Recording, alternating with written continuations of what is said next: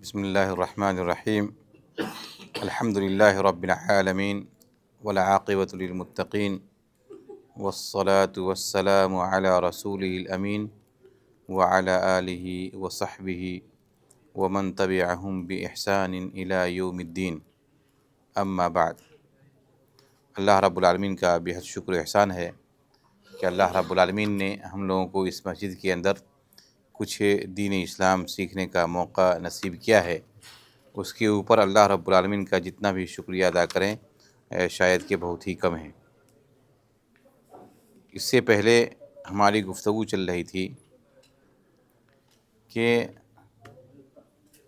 جب انسان قبر کے اندر رکھ دیا جاتا ہے تو پھر رکھنے کے بعد دو فرشتے آتے ہیں، اور یہ دو فرشتے آ کر کے انسان کے جسم میں روح کو ڈالتا ہے۔ پھر وہ شخص اس قابل ہوتا ہے کہ اس سے سوال کیا جائے اور وہ جواب دے سکے۔ تو اس سے جو سوال کیا جاتا ہے وہ 4 سوالات ان سے کیے جاتے ہیں۔ ان میں سے جو پہلا سوال ہوتا ہے وہ ہے من ربکم، تمہارا رب کون ہے؟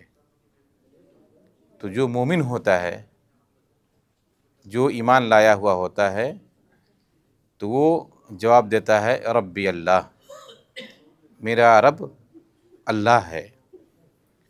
اور جو شخص اس دنیا کے اندر اللہ رب العالمین پر ایمان نہیں لایا ہوتا، اللہ رب العالمین کو نہیں پہچان پاتا، تو وہ شخص قبر کے اندر جواب نہیں دے پاتا ہے۔ اور جو شخص اللہ رب العالمین کو اس دنیا کے اندر اچھی طریقے سے پہچان لیا، اللہ رب العالمین پر ایمان لایا، تو پھر وہ شخص قبر کے اندر صحیح جواب دیتا ہے۔ اللہ رب العالمین اس کو یہ توفیق عطا کرتا ہے کہ وہ قبر کے اندر صحیح جواب دیتا ہے، اور جب اس سے فرشتہ کہتا ہے من ربکم، تو وہ کہتا ہے ربی اللہ، میرا رب اللہ ہے۔ تو یہ جواب ہے مومن آدمی کا، یا وہ آدمی جس نے رب کو اس دنیا کے اندر پہچان لیا۔ اس میں جو چوتھا سوال ہوگا کہ کیسے آپ نے جانا کہ تمہارا رب اللہ ہے؟ تو وہ جواب دے گا کہ میں نے تیری کتاب کو پڑھا، اور پڑھنے کے بعد میں نے اس کو جواب دیا اور سیکھا۔ تو یقیناً یہ جو آپ یہاں بیٹھتے ہیں تو اس کے اندر یہی چیزیں آپ کو سکھلائی جاتی ہیں جو آپ کے لیے مرنے کے بعد مفید ہو، آپ اس کا جواب دے سکیں۔ چنانچہ اس سوال کے جواب کے تعلق سے سورہ انعام کی 102 آیت ہے۔ چونکہ آپ لوگوں کو اتھینٹک یا پھر حوالے اس لیے دیتا ہوں کہ آپ لوگ سمجھ سکیں کہ جو باتیں یہاں کی جاتی ہیں وہ صرف ہوا میں نہیں کی جاتی، بلکہ ایک دلیل سے کی جاتی ہے، اور دلیل اسی کو کہتے ہیں جو اللہ رب العالمین کی کتاب سے ملے، یا نبی کریم صلی اللہ علیہ وسلم کی سنت سے ملے، یا پھر صحابہ کرام نے اس چیز کو ایسا ہی سمجھا ہو، اس کو دلیل کہتے ہیں۔ دلیل یہ نہیں ہے کہ آپ ان 3 چیزوں کو چھوڑ کر کچھ ایسی چھوٹی موٹی کتابوں کو لائیں جس میں کوئی آیت نہ ہو، یا کوئی حدیث نہ ہو، یا صحابہ کرام کی سمجھ نہ ہو، اس کو دلیل نہیں کہتے ہیں۔ تو یہ باتیں ہو گئیں کہ جب آپ سے پوچھیں گے فرشتے کہ کہاں سے سیکھا، تو آپ ڈائریکٹ کہہ سکتے ہیں کہ میں نے اللہ کی کتاب سے سیکھا۔ وہ کس طریقے سے؟ جو آپ نے جواب دیا، یا جو جواب دیں گے مرد مومن کہ رب اللہ، کہ میرا رب اللہ ہے، تو اس کے تعلق سے سورہ انعام کی 102 آیت ہے، اس میں اللہ رب العالمین نے کہا ذالکم اللہ ربکم لا الہ الا ھو خالق کل شیء فاعبدوہ وہو علی کل شیء وکیل۔ اس کے اندر اللہ رب العالمین نے کہا کہ ذالکم اللہ ربکم، وہی اللہ ہے جو تمہارا رب ہے۔ اور کیجئے کہ وہی اللہ ہے جو تمہارا رب ہے، لہذا اس کے علاوہ کوئی معبود برحق نہیں ہے، اور وہ ہر چیز کو پیدا کرنے والا ہے، ہر چیز کا وہ خالق ہے۔ اب اس کے بعد اللہ رب العالمین نے سب سے بڑی چیز کا مطالبہ کیا اور کہا فاعبدوہ، لہذا تم لوگ اسی کی عبادت کرو۔ اب یہاں پر بہت ہی سنجیدگی کے ساتھ ایک اہم بات سوچنے کی ہے، وہ یہ ہے کہ اب یہاں پر دیکھیں کہ دو ورڈ ہے، دو لفظ ہے بس۔ ایک لفظ ہے کہ من ربکم، جو فرشتے سوال کریں گے آپ سے، من ربکم، تمہارا رب کون ہے؟ تو جو مرد مومن ہیں وہ جواب دیں گے میرا رب اللہ ہے۔ تو صرف سامنے دو ہی ورڈ آئے، دو ہی لفظ آئے بس۔ ایک لفظ ہے رب اور دوسرا لفظ ہے اللہ۔ فرشتے کی طرف سے جو ورڈ آیا وہ رب کا آیا، اور آپ کی طرف سے جو جواب ہوگا وہ اللہ کا لفظ ہے۔ اب یہاں پر ہم لوگوں کو اس جواب کے لیے، یہ ظاہر سی بات ہے کہ وہاں پر یہ توفیق کی بات ہوگی کہ کوئی شخص وہ جواب دے سکے۔ تو اب یہاں پر ہمیں پہچاننا ہے کہ رب کا معنی کیا ہے، اس کا مطلب کیا ہے اور اس کے تقاضے کیا ہیں۔ اسی طریقے سے اللہ کس کو کہتے ہیں، اللہ کا معنی کیا ہے، اور پھر اللہ کا مطلب کیا ہے، اور پھر لفظ اللہ کہنے کے اس کے تقاضے کیا ہیں۔ جب تک ان دو لفظوں کے معنی اور اس کے مطالب کو آپ نہیں سمجھیں گے تب تک یہ توفیق نہیں مل سکتی ہے۔ تو آئیے ہم سمجھتے ہیں کہ رب کس کو کہتے ہیں اور اللہ کس کو کہتے ہیں، اور پھر کن چیزوں کو ہمیں خیال رکھنا پڑے گا کہ جس کی وجہ سے ہم قبر کے اندر لفظ اللہ کہہ پائیں گے۔ اس لیے کہ اگر لفظ اللہ کے تقاضے کے مطابق آپ نے دنیا کے اندر اللہ کو نہیں پہچانا، اللہ کو نہیں جانا، تو پھر آپ قیامت میں یا قبر کے اندر لفظ اللہ نہیں نکال سکتے۔ تو لہٰذا ضروری یہ ہے کہ قبر کے اوپر آپ لفظ اللہ کو سمجھیں، لفظ رب کے معنی کو سمجھیں، اس دو ورڈ کو سمجھنے کی کوشش کریں۔ یہی دو ورڈ سمجھ گئے تو اللہ نکل پائے گا۔ رب کے معنی ہوتے ہیں، دیکھیے رب کی بھی تعریف اللہ رب العالمین نے خود کی ہے قرآن کریم کے اندر۔ چنانچہ سورہ بقرہ میں جب انسانوں کو اپنی عبادت کی دعوت دیا رب کائنات نے، تو پھر وہاں پر رب کی تعریف کیا، کہا یا ایھا الناس اعبدوا، کہ اے لوگو تم عبادت کرو، کس کی؟ ربکم الذی خلقکم، کہ اپنے اس رب کی جس نے تم کو پیدا کیا۔ تو چنانچہ رب کی تعریف اللہ رب العالمین نے خود قرآن کریم کے اندر سورہ بقرہ میں کی ہے، اور کہا کہ اس رب کی عبادت کرو جس نے تم کو پیدا کیا۔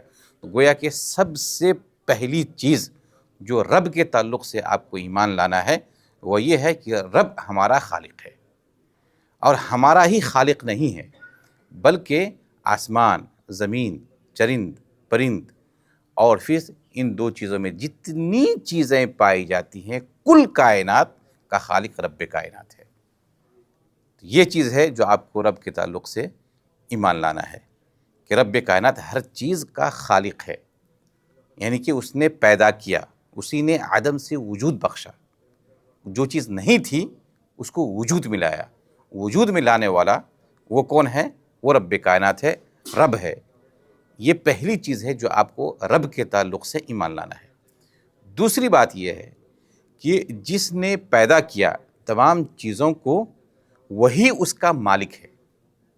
اب ظاہر سی بات ہے کہ اللہ رب العالمین نے انسانوں کو پیدا کیا تو انسانوں کا مالک حقیقی جو ہے وہ اللہ رب العالمین ہے، وہ رب ہے، اللہ ہے جو انسانوں کا اور کل کائنات کا وہ مالک ہے۔ دوسری بات ہو گئی، پہلی بات یہ ہو گئی کہ اللہ رب العالمین نے تمام چیزوں کو پیدا کیا۔ دوسری بات یہ ہے کہ اللہ رب العالمین ہی ان تمام چیزوں کل کائنات کا مالک ہے۔ تیسری چیز یہ ہے کہ جب اللہ رب العالمین ہی مالک ہے تو پھر اسی کا حکم چلے گا۔ متصرف جو ہے اس کل کائنات کے اندر، جو کسی چیز کا، کسی بھی چیز میں کچھ تصرف کا یا کچھ کرنے کا جو حقدار ہے وہ صرف اور صرف اللہ رب العالمین ہے۔ اللہ رب العالمین اپنی کل کائنات میں جس طرح چاہتا ہے تصرف کرتا ہے، اس سے کوئی نہیں سوال کر سکتا کہ ایسا کیوں ہے، ایسا کیوں نہیں ہے۔ رب سے کوئی سوال نہیں کر سکتا۔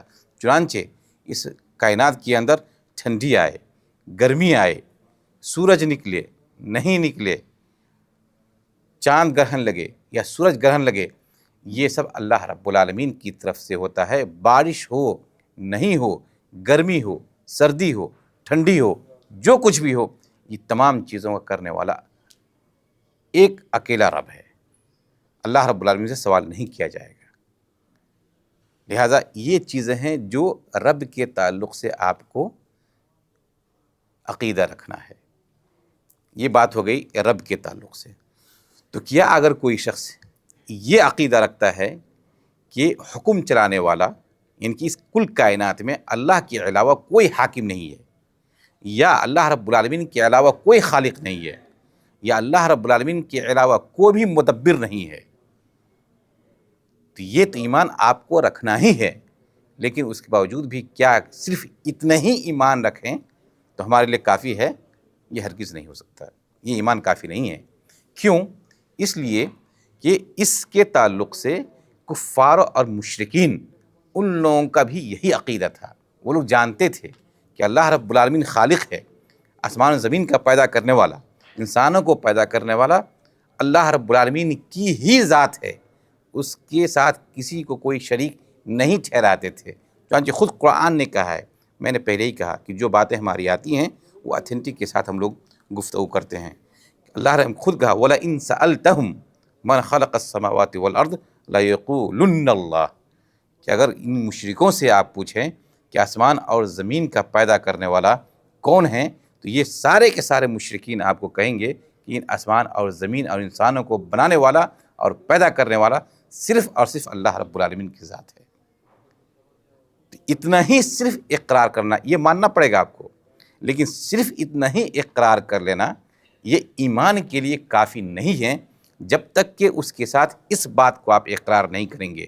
وہ بات کیا ہے کہ جب آپ نے یہ اقرار کر لیا کہ اللہ رب العالمین ہی خالق ہے، اللہ رب العالمین ہی مدبر ہے، اللہ رب العالمین ہی حاکم ہے، تو اس کے ساتھ ساتھ ضروری ہے کہ آپ صرف اور صرف اسی رب کی عبادت کریں گے۔ اس کا اقرار کرنا آپ کو ضروری ہے، اپنی زبان کے ساتھ، دل کے ساتھ اور اپنے عملوں کے ساتھ یہ ثابت کرنا پڑے گا آپ کو کہ واقعی آپ رب کو خالق مانتے ہیں۔ کن چیزوں کے ذریعے؟ اپنی عبادت کے ذریعے۔ لہٰذا اللہ رب العالمین نے جب انسانوں کو قرآن مجید کے اندر سب سے پہلے جس چیز کا خطاب کیا وہ اپنی عبادت کا مطالبہ کیا اور کہا یا ایھا الناس اعبدوا ربکم، سب سے پہلے عبادت کو مقدم کیا اور کہا اے لوگو تم عبادت کرو اپنے اس رب کی۔ تو گویا کہ سب سے پہلے اللہ رب العالمین نے عبادت کو مقدم کیا، اس کے اوپر دلیل بنایا اس رب کی جس نے تم کو پیدا کیا۔ تو گویا کہ جس طریقے سے آپ غور کیجئے، چونکہ وقت کم ہے پوری بات مکمل نہیں کر سکتے، انشاءاللہ پھر آئندہ اس چیز کو مکمل کرنے کی کوشش کریں گے۔ تو صرف اور صرف اللہ رب العالمین کی ذات کے تعلق سے اس کو خالق ماننا یہ کافی نہیں ہے جب تک کہ آپ اس کی عبادت نہیں کریں گے۔ عبادت کے اندر اگر خالص نہیں ہے تو پھر آپ قبر کے اندر آپ کی زبان سے اللہ کا لفظ نہیں نکل سکتا ہے جب تک کہ ان 3 چیزوں کو یا 4 چیزوں کو نہیں مانیں گے۔ 4 چیزیں کیا ہے بالترتیب انشاءاللہ گفتگو آتی رہے گی۔ اس میں سے پہلی چیز یہ ہوئی کہ اللہ رب العالمین کی سب سے پہلے وجود کا پر ایمان لائیں۔ اللہ رب العالمین کا وجود ہے، اللہ رب العالمین موجود ہے، کہاں ہے؟ انشاءاللہ اس کی گفتگو آگے مجلس میں ہم کرنے کی کوشش کریں گے۔ دوسرا ایمان یہ ہے اللہ رب العالمین کی طرف سے کہ اوپر کہ آپ یہ کہیں کہ جو کچھ بھی آسمان اور زمین میں ہے سب کا پیدا کرنے والا اللہ رب العالمین ہے، وہی اس کا مالک ہے، وہی اکیلا وہ رب پوری اتھینٹک رکھتا ہے کائنات کو چلانے کا، اس کے اوپر کوئی سوال نہیں کیا جائے گا۔ اور پھر اس کے ساتھ ساتھ ضروری یہ ہے کہ آپ اللہ رب العالمین کو ہی اپنا معبود سمجھیں کہ ہم اللہ رب العالمین کی ہی عبادت کریں گے۔ میری عبادت کے لائق یا مستحق کوئی ذات ہے تو صرف اور صرف اللہ رب العالمین ہے۔ جس طریقے سے اس نے رب کائنات نے آسمان اور زمین کو بلا واسطہ، بغیر کسی واسطے کا اس نے پیدا کیا، اسی طریقے سے ہماری تمام عبادتوں کا مستحق وہ اکیلا ذات ہے، بلا واسطہ اور بغیر کسی کو بیچ میں لائے ہوئے، وہ ہمارے تمام عبادت کے مستحق صرف اور صرف اللہ رب العالمین ہے۔ تو یہ چیز ہے جس کو آپ کو عقیدہ رکھنا ہوگا رب کائنات کی طرف سے۔ اور اس کے بعد ایک آخری چیز ہے انشاءاللہ اس کے تعلق سے، اور پھر اللہ رب العالمین کہاں ہے اس کے تعلق سے اگلی مجلس میں ہم گفتگو لانے کی کوشش کریں گے۔ اللہ رب العالمین سے دعا ہے کہ اللہ رب العالمین ہم لوگوں کو اللہ رب العالمین کے تئیں جس طریقے سے ایمان لانا چاہیے اس طریقے سے ایمان لانے کی توفیق عطا فرمائے، آمین۔ اور قبر کے جو سوالات ہیں اس سے آسانی کے ساتھ جواب دینے کی توفیق عطا فرمائے، آمین۔ وآخر دعوانا الحمد للہ رب العالمین۔